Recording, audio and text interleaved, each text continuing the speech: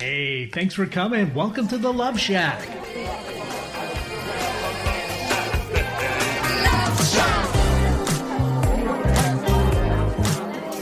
Hey, welcome to the Love Shack, a little old place where we get together, explore fresh perspectives, eavesdrop on juicy conversations, and uncover mysteries that nobody talks about but absolutely influences our relationships.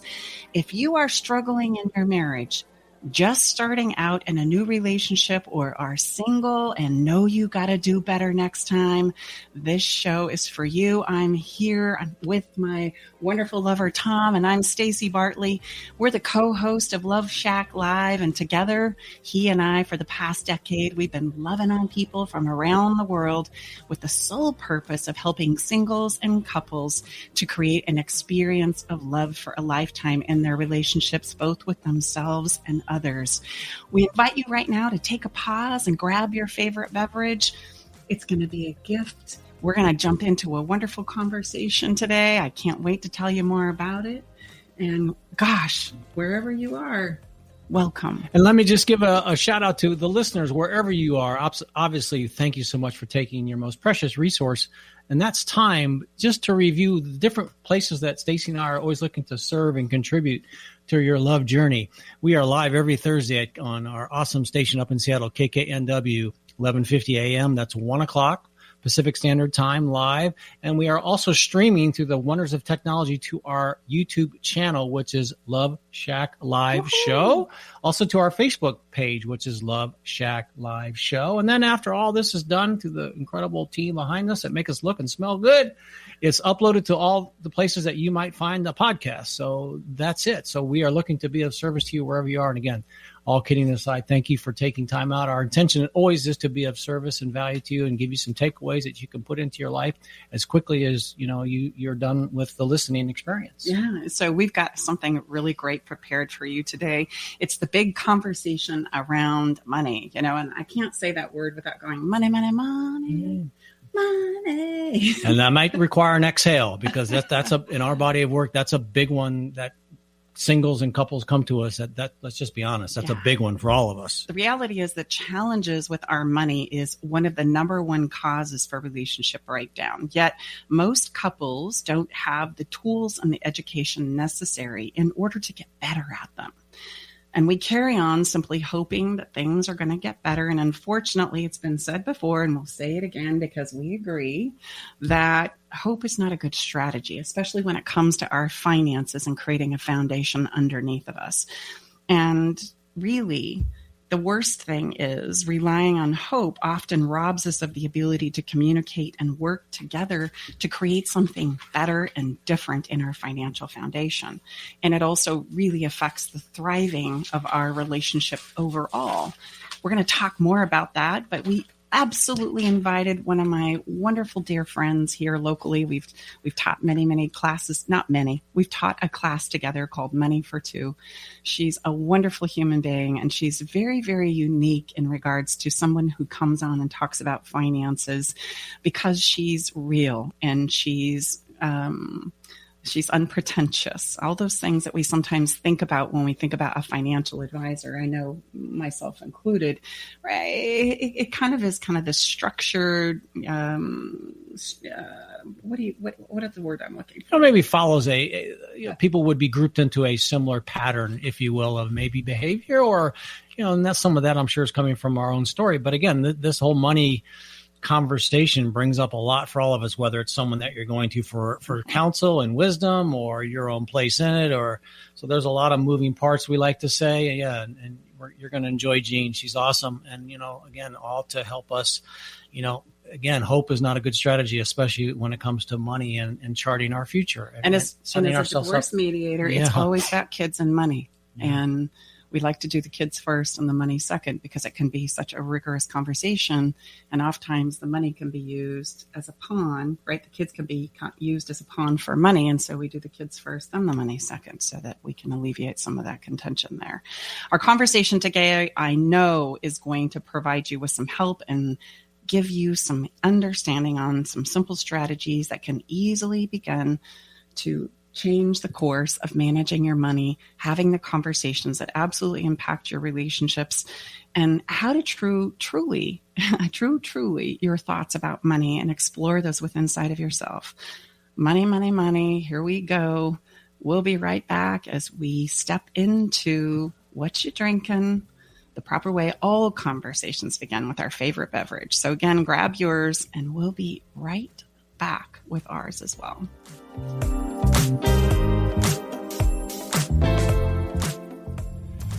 Are you tired of sitting on a couples counselor's couch and feeling like you're just rehashing the past and making no progress?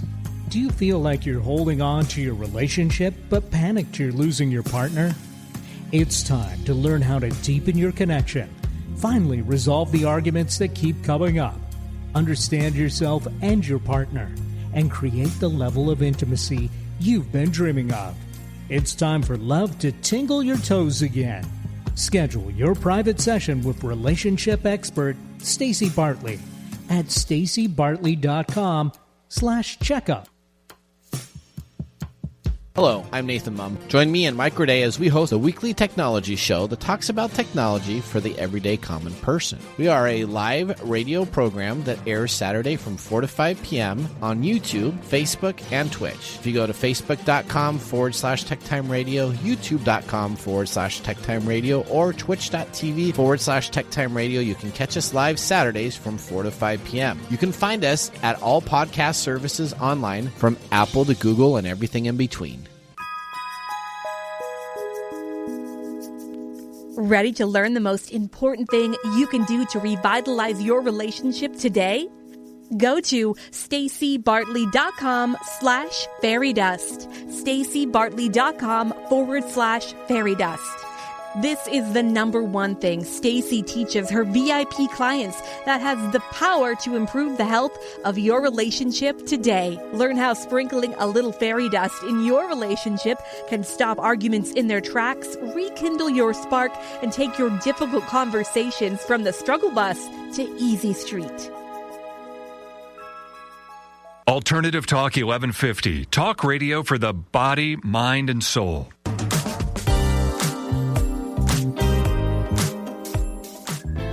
Welcome back. This is Tom and Stacey Bartley. We are your hosts of Love Shack Live. Good to be with you today. And as we step back into our show, we have our very favorite part. They're all favorite parts, but what you drinking? Yeah.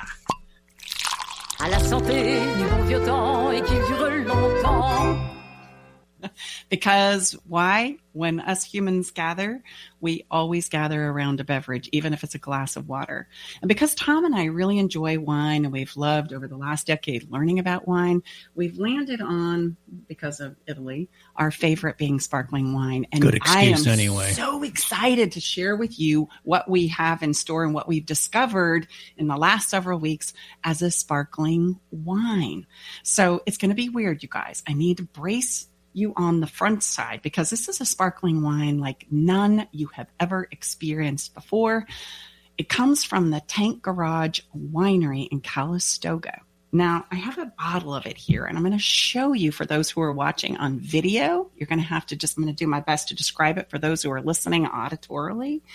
So here's a couple of things about this wine that are very unique. The name of the wine is called the Tokyo Love Hotel. I mean, like, who names a wine that? Like, it's not given a Cabernet, a Sauvignon Blanc. No. It's a blend of all of those. And how the story goes, the reason why it ended up Tokyo Hotel was Tank Garage, their winemakers, and the group of people who decide how they're going to make a sparkling wine ended up taking a trip and visiting Clement Hills in Lodi, California. So they've traveled from Calistoga to Clement Hills, Lodi, which again is another incredible. And Lodi's about 60 minutes south of Sacramento, just to give you a little geographical reference. Yeah, and Jeff and John Perlegos are the owner of this incredible place in Lodi. As the conversation was unfolding, it was shared by the brothers, Jeff and John, that they had traveled to Tokyo on business trips. And there was a member in the group from Tank Winery that wanted them to feel like, okay, I relate. And they ended up sharing that the last time that they were in Tokyo with their partner, that they absolutely booked a room in the hotel, like the Love Hotel, which means you book an hour and you go in and all things are okay with consensual adults and you come up with a tryst, right? You experience a tryst and then all is well. And the two brothers looked at him like they had lost their minds and gone mad. And then they all laughed to take the pressure off. And they all agreed that the next sparkling wine that they were going to make was going to be called the Tokyo Love Hotel. So that's where the name came from. Beautiful. Now, the interesting thing also about this is, as I show it to you, you'll notice it's red. It's absolutely red, which sparkling wine is typically white. It's made from a bunch of red grapes. And the other thing that's unique and weird about this wine is that it comes from a fermentation process, which is done one time instead of two. Typically, sparkling wine is fermented twice. They decided to ferment it once and ferment it in the bottle. So here's the super tip if you decide to try this wine with us at some point in time in the future. I'm going to pass it along to you because the winery passed it to us. You've got to open it over a bowl because the thing is messy and it's going to explode. You also need to store it standing up and chilled because you don't want to open it warm and you don't want to shake it first. You want to be very, very gingerly. But what's so fun about this is for us, it's kind of like, I don't know, what would you say, babe? A red wine that kind of tastes like a sparkling wine, which is very odd in and of itself. Yeah, I would say my first taste, again, just because sparkling might be a little bit towards the sweet side. This doesn't have any sweet effervescence to it that I taste. Yeah, but, interestingly enough, the description of the wine is it's been said to taste like a Lambrusco with Skittles. What do you think about that? I think that's that's a powerful taste conjecture. How about that? Man, I'm pulling out some big fancy words, huh? Oh, you did. And the label, I don't know. I'm going to pull it up close here for those who are on video. The label is super cool because it's actually created by a Japanese street artist. I know, weird, but it's a Japanese street artist that absolutely, and it has this really cool little bunny on it, Tokyo Hotel, and the sign next to it says no sexual services. So it's just got a wonderful story behind it. It's made funky, it's weird, it's unique, it's different, and I think that's the part that I love the most about it. It's novel, it's different, it's unique, which is something that's really And fun how for did us we to explore. find we were over in Calistoga a couple weeks back, which awesome little blessing that we get to have in Northern California. We looked right across the street from our bed and breakfast, and lo and behold, there it was. There, what's the name of the winery again, babe? Tank Garage Winery. And so you'll get a visual. It's really fun. It's funky. It's really fun. Yeah, so look it up. And I know it's weird, but you know what? We warned you. We warned you in the beginning. Very good. So as we move into Follow the Fun,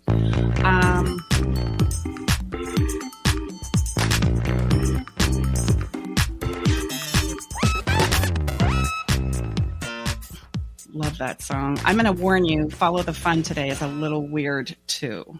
We're kind of in a weird mood, right? I'm going to invite you today for the Follow the Fun moment to soak your feet in a bucket of water with some Epsom salts. Now you're going to go, come on, Stace. Are you kidding me right now? Stacey has lost her marbles, ladies and gentlemen. And if you really want to put this idea on steroids, do it as a gift to your partner if by chance you're in a relationship. There's a couple of things that happen when we can't put our feet in a bucket of water without exhaling and taking a pause. And if we're sharing this experience with someone else, man, does that bring on a sense and an experience of being touched and being nurtured. And as you're doing this, as you're putting your feet in the bucket of water, put in some Epsom salts that smell really good because aromatherapy is a wonderful experience as well. You can have a conversation, and I've even got your back there. We have a little product called conversation cards. And these conversation cards help us start having the conversations that absolutely influence our relationships. So the question that I have that you can ask while you're soaking your feet, you can ponder this for yourself, or you can share with someone that you would like to connect with while their feet or both feet are in a bucket of water with salt. Both feet, F-E-E-T-S. Sure, depending on how big your bucket is. You got one at a time. Okay. How do you measure success? And by that measurement, who is the most successful person that you know? So read that again. How do you measure success? And by that measurement, who is the most successful person that you know? Now, I can already hear some of our listeners in their minds going, whatever. God, I'll never do that. Shut. Throw it out, throw it out, throw it out. So I have a question as we wrap up this Follow the Fun segment. Are you stuck or bored or miserable or having a difficult time following the fun because there's nothing to be done? Or are you stuck because you want to allow yourself to try something different? Stay with us. We'll be right back. Navigating the silent, complex moments of separation or your partner's need for space can feel like walking through a maze without a map. If this sounds familiar, know that you are not alone. This journey, filled with uncertainties and introspection, requires a gentle, understanding guide. Hey, I'm Brooke from Love Shack Live. We see you, and more importantly, we get it. That's why we created the Separation Support Bundle, a collection of resources designed to not just guide you through separation, but to offer comfort and clarity during these times. Our separation guide offers insights and support to help make sense of your emotions and the process of separation. And for those moments when words escape you, our guide on 10 texts to send when navigating space provides thoughtful prompts to help communicate with compassion, plus a soothing separation meditation to help ease the overwhelming moments. Because sometimes all we need is a starting point or a way to start feeling okay again. Remember, you don't have to journey through these complexities of separation alone. Our separation support bundle is here to accompany you, guiding you towards healing, understanding, and most importantly, the renewed sense of self.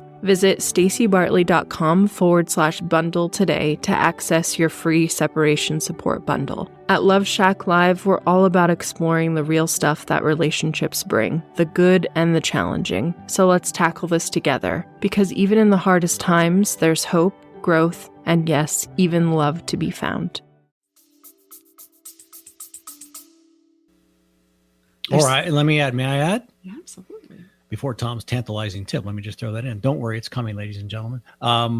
Or do you think that, like, look, you guys, you're so far from my world. I don't got time for that stuff because I got way more pressing issues I got to figure out before I can think about putting my feet in some Epsom salts and answering that question. Well, and here's the thing. If you'll take the time to put your feet in the bucket of Epsom salts, you're going to be able to strategize a lot more clearly and be able to decide what needs to happen as your next best step instead of running around like a crazy person and feeling out of control because of it. As the anxiety climbs, the depression climbs. So I know these things, we do this segment because we want you to really experience feeling good. And the reality is you can't feel bad enough to feel better. So you've got to do some of these things to help yourself feel just a little bit better. So try it. And then tell us how you like it. Because I know you're gonna. I know you're absolutely gonna. And if you want more tips like this, we invite you to get on our fun list. We have a fun list and we have a giveaway that's coming up next week. As a matter of fact, we're going to be giving away some of these. So if that's something that's of interest to you, there's 52 of these in a box where you can absolutely open up conversations with not just your partner, but your siblings. Yeah, they're family friendly kids. too. Yeah, so you can do it with your children. Yeah, they're awesome. Yeah, absolutely. And so I know I bogart this. Yes, I know. I was waiting for you to kind of smack me down a little bit. But okay, I'll give you some time. I know that everyone is waiting with bated breath. Now it's time for Tom's tantalizing tip.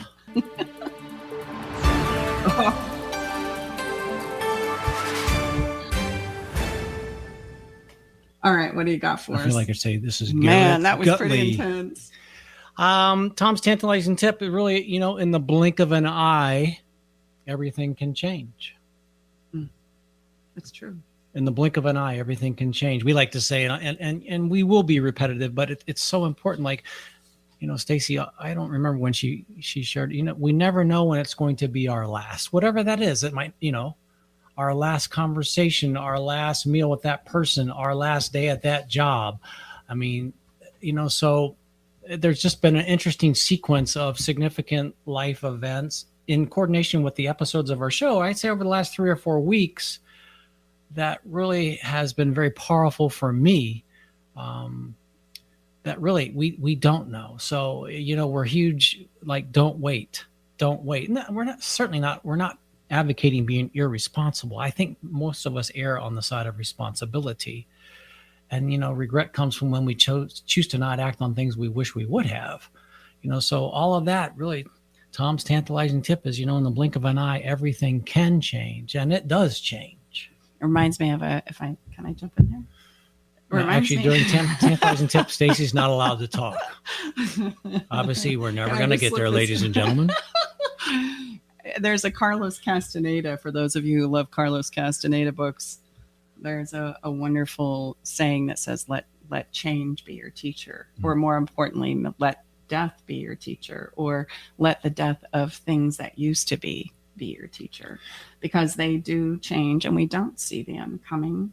And we think we have all the time in the world, or that we're going to have another time. And it could be as simple as, the last time we went to the gym, or the last time that we sat down and had a conversation or a meal, or the last time that we drank that particular thing or used that cup. Or, it's fascinating when you start looking at all the places where you think, oh, this is going to be like this forever. And then you turn around and realize, oh my gosh, I missed it. The last time it happened. Again, several episodes ago, we had Bhakti Watts, a wonderful end of life doula. And then last week episode, we had my brother David, who's in honor of Mental Health Awareness Month. And actually that was Mental Health Action Day, and then, I've had I had some, surgery a week ago. I'm grateful, so we just don't know. Life can change in an instant, and it does. Mm-hmm. It really does. So I think it just adds to the awareness and the preciousness and the savoring of it. That's all. I'm not trying to freak anybody out.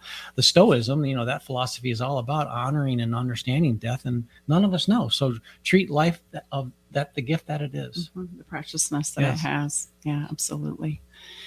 So let's step into the heart of the matter, and let's bring our guest on, Jeanne Gallagher. She's I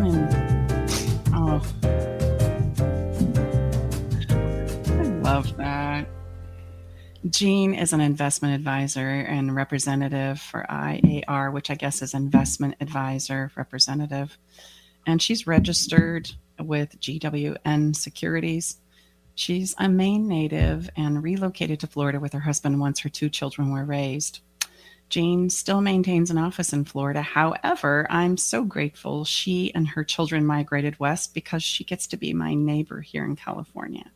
She and her husband relocated here to California to be close to their kids and their grandkids. And she serves with her financial prowess the greater Sacramento area. And she's here to share with us today and to help support us all in this conversation of money, money, money. Let's bring her on. Welcome to the show, Jeanne. It's great to have you here with us. It's an honor. And I'm following Lambrusco and Skittles. I'm not sure. I don't know how this is going to work because I would never put those things together. No, me either. And in honesty, it kind of looks like Lambrusco for sure, but I'm not so sure I taste the Skittle part.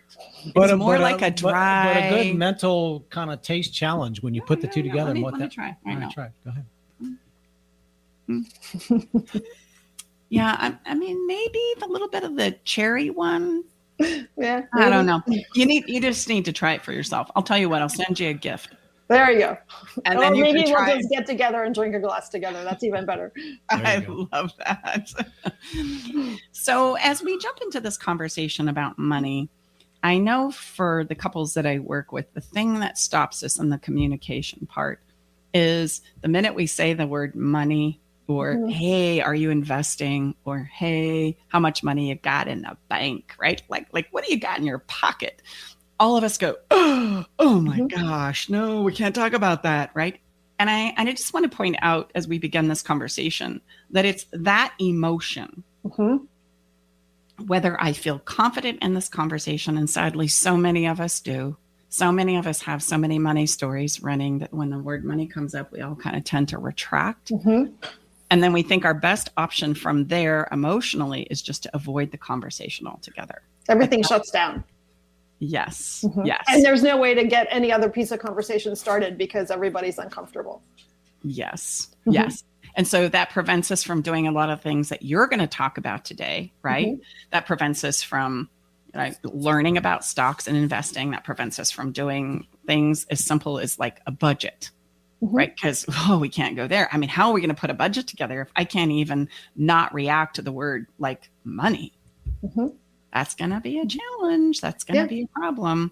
So I just want to invite our listeners, as you're following the conversation today, number one, notice what's coming up for you right now as I say the word money.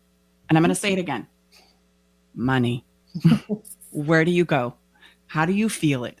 Right? What starts to race in your mind? And what do you notice is your initial reaction to the word money? Because it starts to help us see ourselves, right? It starts to help us see and understand where we are in our relationship to the money conversation, right? It could be no big deal.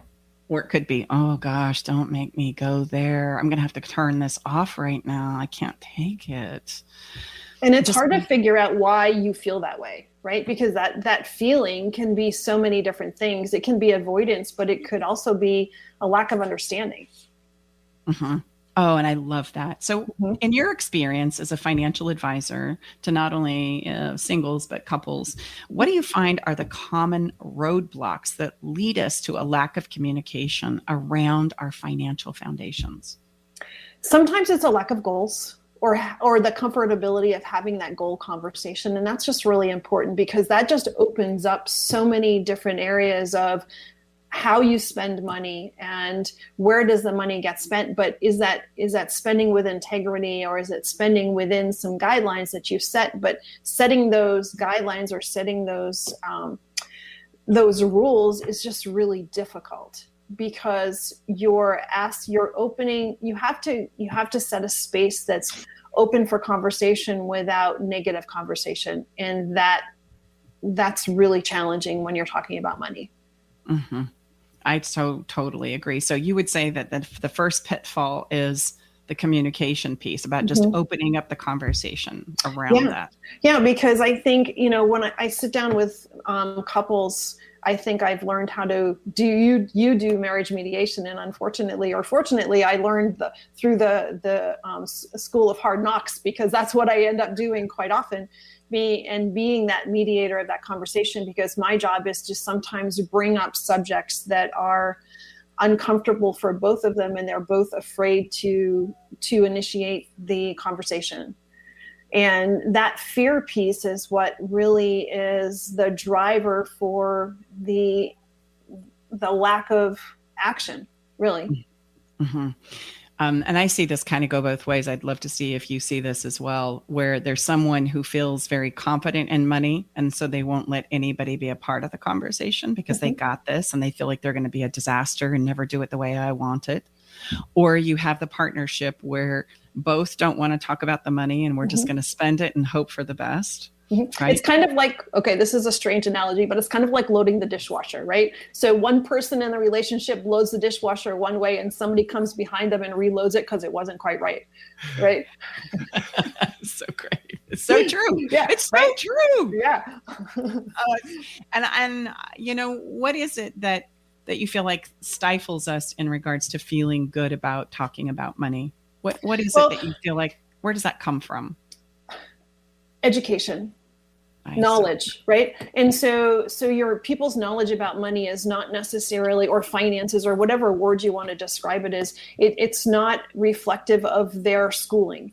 It's more reflective of their personal experience, because I've sat down with people that have a high school education that are really money smart. And I've sat down with people that are PhDs that are not money smart. So your level of education or your level of your job or your position in life is not necessarily indicative of how you handle money, because it could be just the opposite. Sometimes it's how, what you learned from your family. If your family had good practices. I actually talked to a person today, and she said that it was yesterday, 22 years old and so focused. I barely didn't have to do anything because she did a ton of research, but she learned everything because she didn't want the bad habits of her family. So interesting conversation backwards, right? So. Well, and that's very often what we teach is for people to reflect as the family of origin that we come from. We're going to do one of two things. We're either going to do everything we can to model what we've come from and what we know, right? Like that's the only way it can be done. Or we're going to do everything to be just the opposite. We're going to say, no, I don't want any of that. Don't want that. I don't want to be like my mom, my dad, right? My money story, their money story. I'm going to do this differently. And that's really what gives us the emotional drive, the motivation, which is the heart of it all, to do things differently, to evolve. And sometimes when it was like a messed up situation, we have a really difficult time, right? Really embracing the fact that if I didn't go through that difficult time, I wouldn't have the emotional motivation like your client to do it differently. It wouldn't exist.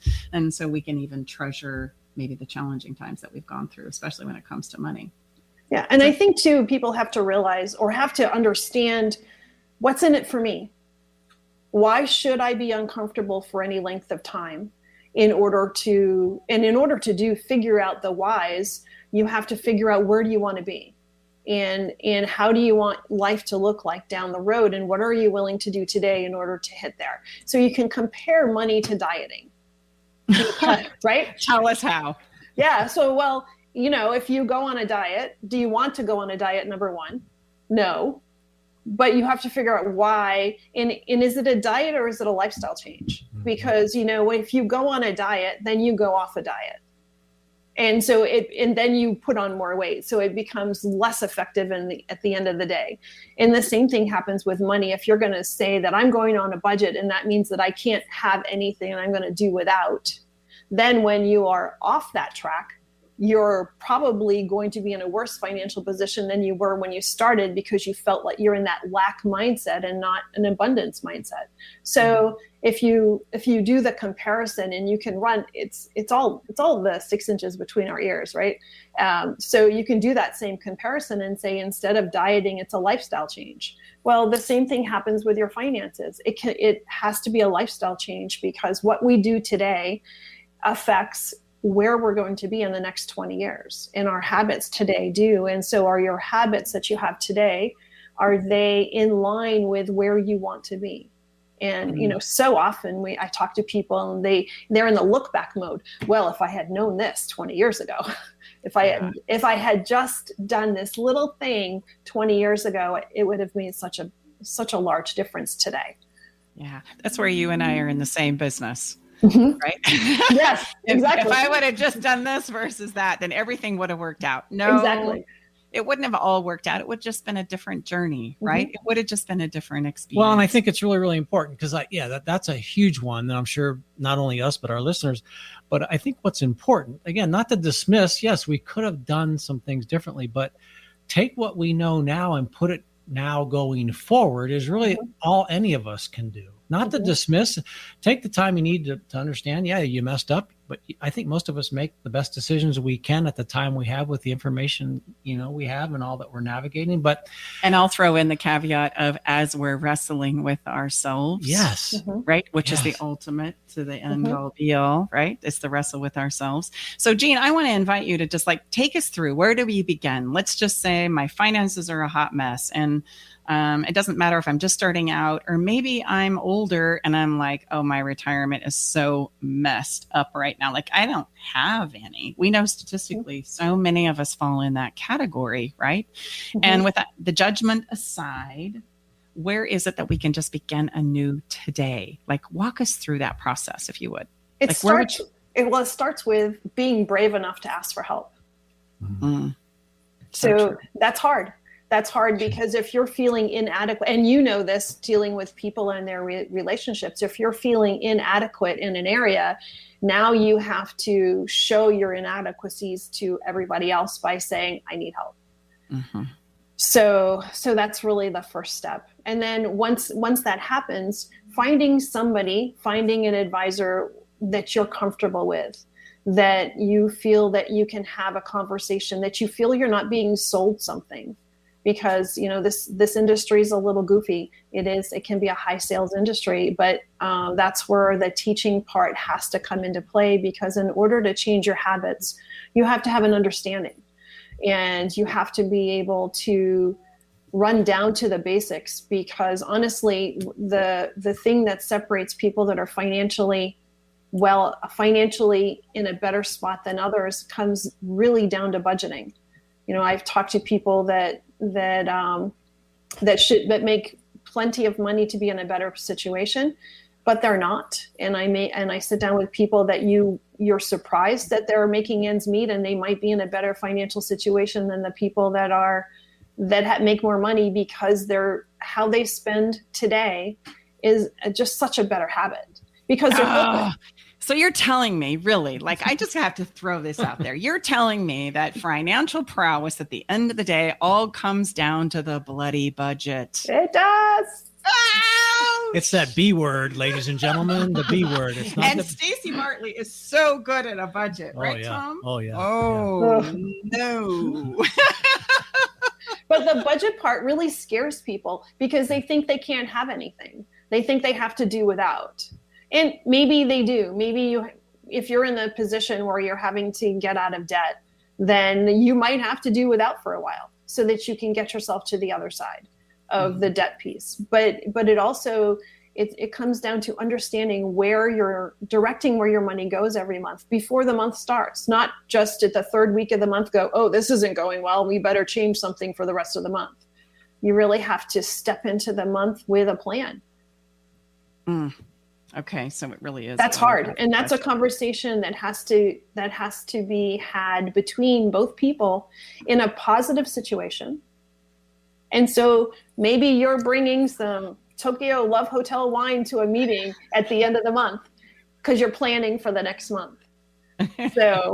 So you're drinking your Skittles and you're saying, okay, let's make a plan. But you've put some positive swing around the conversation.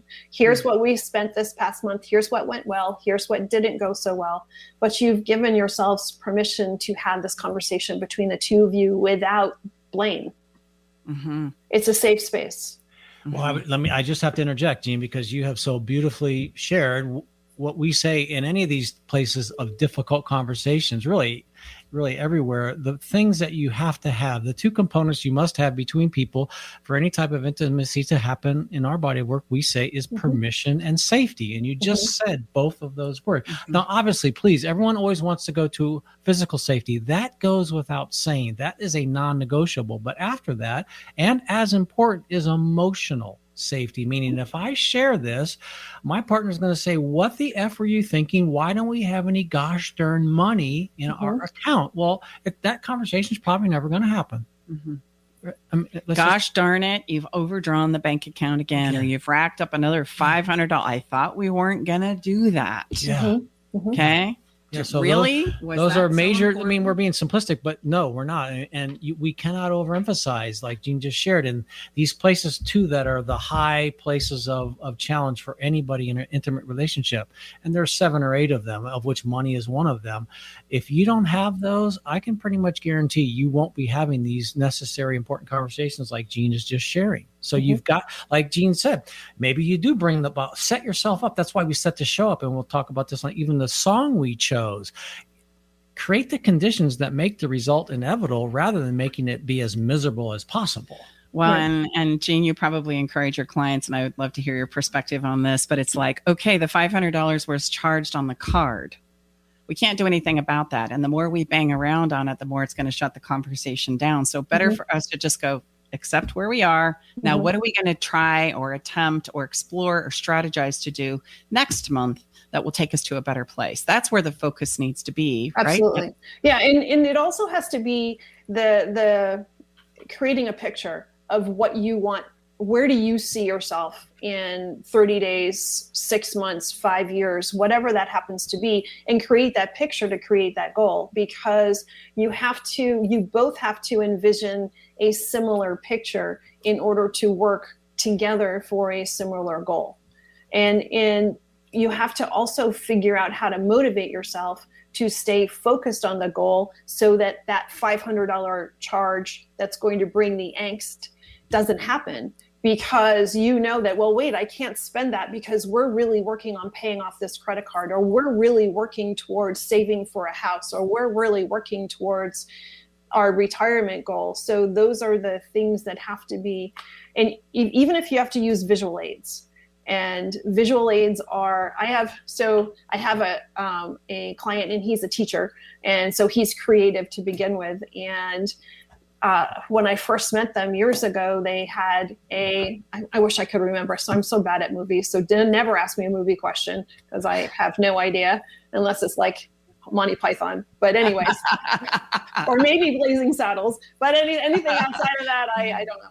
But anyway, so what you're going to share with us, if I may, you're going to help us understand how it is if I don't have the motivation to not charge the money, because that's what I'm using probably to feel a little bit better. You're going to give us some tips and tricks on how to create the motivation to not spend the money and to instead stay true and congruent with the vision that we've sat down and talked about. Exactly. So figuring out what area are you working on right now? So right now, what's the most important area? Maybe it's paying off debt, because you've got to get rid of that in order to get to the other side. And that is so hard. So my clients created this picture with a picture of a villain from a movie. And so there's the movie reference, because I don't remember who it was. But anyway, so they put it covered it with a grid. And each square represented a certain amount of dollars. So every time they paid off a certain amount of dollars on their debt, they colored in a grid. So now they're motivated to color this villain's face in. So, and it's on the refrigerator. So it's visible. So instead of being in the negative, don't spend this today, the positive it is, color in another box. What do we need to do to color in another box? And it creates a positive spin to the same conversation. Playing silly games is really important. It really is, because if you're not emotionally engaged in it, then you're never going to make any progress. No, because you're going to have to be uncomfortable through the process. Okay, so our three biggest takeaways then from this conversation today are, let's everybody tell one. Okay? Well, I have to share mine first, because I love where Jeanne started first. And it's where we do first is be brave enough to ask for help. For gosh sakes. And like you say, and we often don't, that's a hard one, because having to admit that we need help means we didn't do it, right. Well, maybe not. But we would say courage is a big part of what we talk about, Jeanne, in our body of work. But yes, being brave enough to ask for help also requires courage. So it's going to have to help us step out of where we're at right now, get a little bit uncomfortable, what we call comfortably uncomfortable, but again, there's lots of things that we can do. And it's a big part of what we do. So you can bring these conversations that you need to have, rather than just avoidance, because we know where avoidance will take us. That's an absolute. We can 100%. I know Jeanne could 100% predict where it's going to take you if you never have the conversation. That one we can tell you for sure. So that's me. I love that. Be brave enough to ask for help, and then find someone that you connect with, that you're not feel like you're being scolded every time you go. Yeah, exactly. What do you got, Jeanne? Number 2. Find a motivator. Find out what's important and truly have that importance conversation. And everything we're talking about is the same in your business. When you're talking about relationships, you've got to really figure out what do you want? Where do you want to be? And what are you going to do together to get there? I love that. And mine would be the get educated and begin with the simple bloody budget. Like as painful as that is, until we get really clear about how we're going to get there with a strategy, which is, I think, that budget piece, it's going to probably continue to elude us. Right? Awesome. Any last thoughts before we bid you? No, there's so much to talk about. There's so many things that we can talk about. We only scratched the surface, and I know that we could get into some more specifics. There's lots of things to cover. So, well, that's just really great news, because we get to have you come back again, right? We can, for another conversation on exactly Money for Two. How do people get in touch with you that are in the local Sacramento area or in the state of Florida? Or anywhere, because I'm not specific. So if people that are in the Seattle area, that's totally fine as well. You don't have to be in California or Florida to talk to me. Nice. I'm licensed in many different states. So my cell phone is the best way. I like to give out my personal cell phone number. What? Wow. Wow. Okay. Let it rip. Go for it. Go for it, girlfriend. 530-401-5009. And my website is seasidesolutions.net. Oh, that's kind of Seattle-ish. Seaside Solutions. It is. I'm a little landlocked here in Auburn, California, but the rest of my life has been next to the water. Oh, Jeanne, it's always such a pleasure. Thank you so much for taking thanks time for to be having here me. with us today. This is a blast. We're definitely going to have you come back and we'll continue the conversation. Maybe you can give us some tips on the budget.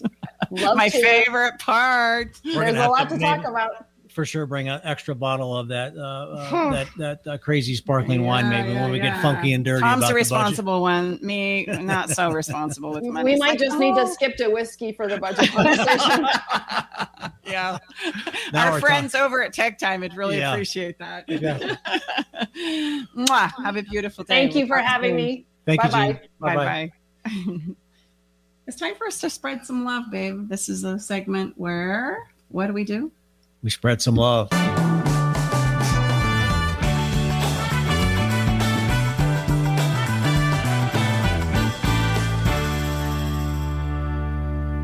We spread some love because we know that we're not the only ones who have great things or great perspectives about relationships. And we want to invite as many people as possible in our local community and our neighborhoods to share their perspective on what they see and understand and experience in the world of relationships. And so today we introduce to you Rebecca Green, and she has a Facebook group called Multiculturally Minded. She happens to be a beautiful white woman who's in love with a black man. And she has this to say about multicultural relationships. My name is Rebecca Green. I'm from Multiculturally Minded Lewis County. We provide a platform for our community to appreciate multiculturalism and to stand for anti-racism.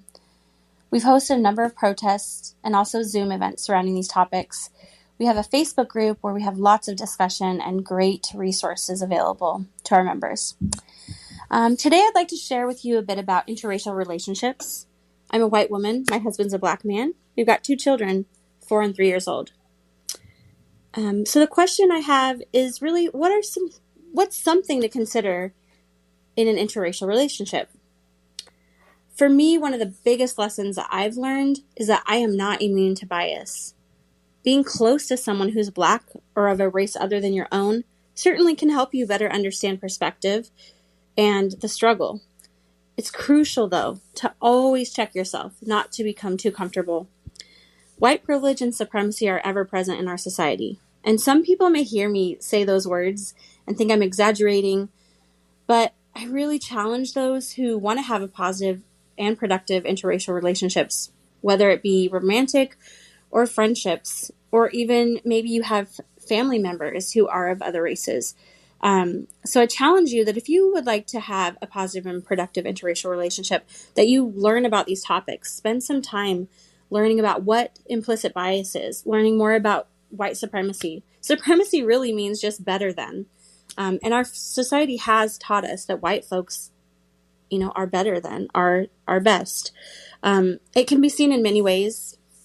And I just encourage you to spend some time on this and really just to think about the value of your relationships and if you're doing your part in your interracial relationship. And I encourage you, if you don't have interracial relationships, friendships especially, that there are many ways to connect with people. One would be to join our Multiculturally Minded Lewis County, but I encourage it because I think it will really enrich your life, and I think it's important, but I think that you should also always be mindful about your bias. Thanks so much. Mm-hmm. I love that about your bias. Many of our listeners don't know, but I have actually a multicultural, not just me, Tom and I have a multicultural family. Our youngest son is actually Jamaican. And he was a wonderful surprise to my life, but it put me in this exploration of multiculturalism. And I'm proud to say that our family is what I call the international family, because not only do we have Jamaican in our bloodline, we have Nigerian, we have Samoan, we have a little bit of Middle Eastern as well.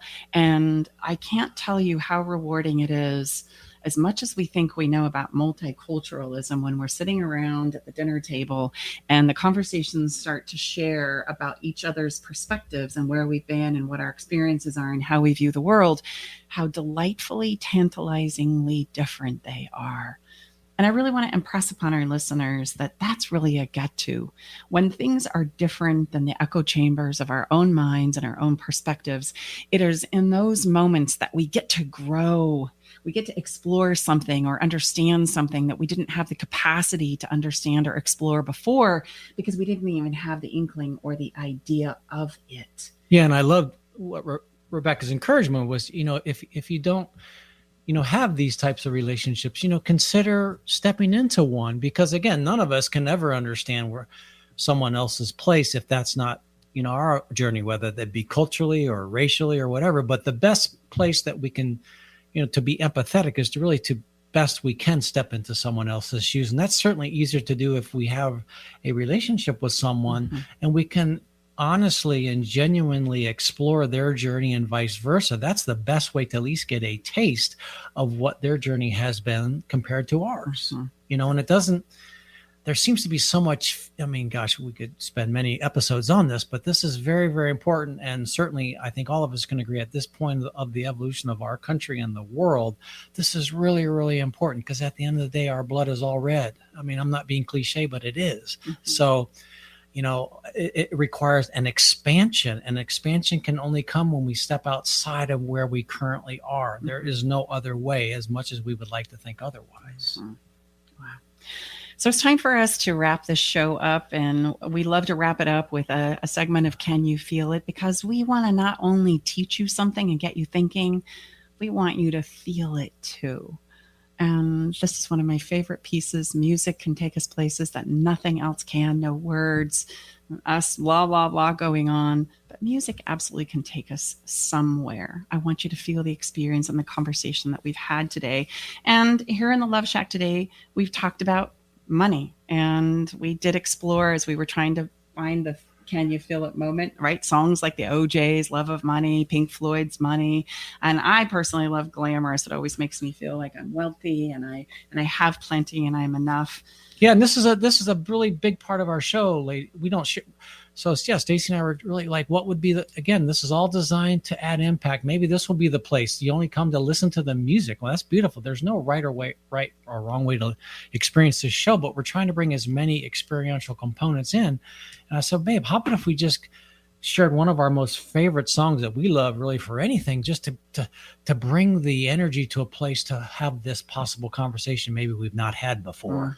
So we invite you right now to take the stress off as you exhale when we say the word money, pour the wine that we shared with you, and feel the music so that you can let go and get busy talking about the money. It's a small thing, we hope, that will help you overcome the avoidance that can oftentimes we can feel around relationships of money. But if we can explore it, we can learn from it, and we can then get better at it. You can check out this song along with everyone else or every week else's song and our playlist, staceybartley.com/podcast. You can find the playlist there.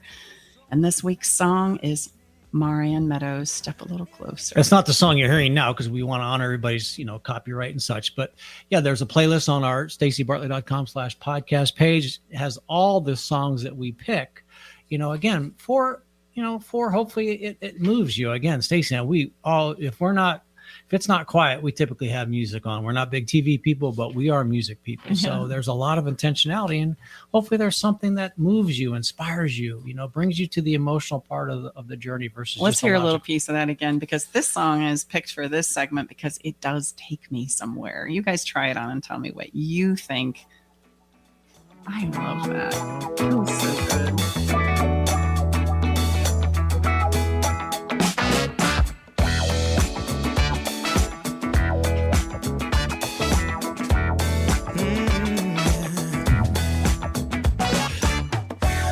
Stroll downtown this evening when I heard music echo through the night.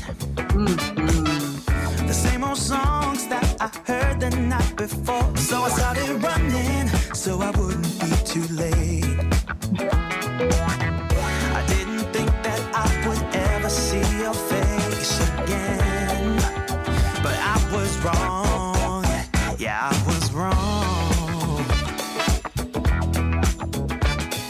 Okay, you can't not feel better after hearing that, right? So no, thank you, Eric. Eric Ryder's our awesome engineer. He's at the spaceship, makes us look so good and sound so good. So none of this would be possible without him. So that's a wrap for this week's Love Shack Live. Again, we're Tom and Stacey Bartley. Thank you for spending time with us and our engineer up in Seattle, Eric Ryder. Thank you. Thanks for being with us, listening in. Special thanks to Jeanne Gallagher and also Rebecca Green, who's from the multiculturally minded Facebook group up there in the beautiful Seattle area. Come back next week as we continue to explore the conversations that impact our relationships and have a bit of fun along the way. And until we connect again, we we encourage you, to challenge your thinking, touch your heart or someone else's, and get your toes tingling. And see you next week right here inside of the Love Shack. Yahoo! Same time, same place. See you next week, you guys. It's great to be here with you. Get your budget Thanks for out. joining us today in the Love Shack. We hope you came away with something that made your toes tingle. We recommend you keep that good feeling going by getting on our fun list, where you'll stay inspired and have the chance to win cool, fun stuff. Join the fun list at staceybartley.com/fun. That's staceybartley.com/FUN. Love the show? Help us spread the love by sharing the show with others. You can find Love Shack Live along with our past episodes wherever you listen to podcasts. You'll also catch us on YouTube and Facebook. And if by chance you're needing help and support for any of your relationship challenges, visit staceybartley.com. That's staceybartley.com. Okay, everybody, time to go. We got to close the doors to the Love Shack for this week. You don't have to go home, but you can't stay here. Come back next week, though, and join us for another edition of Love Shack Live with Tom and Stacey Bartley.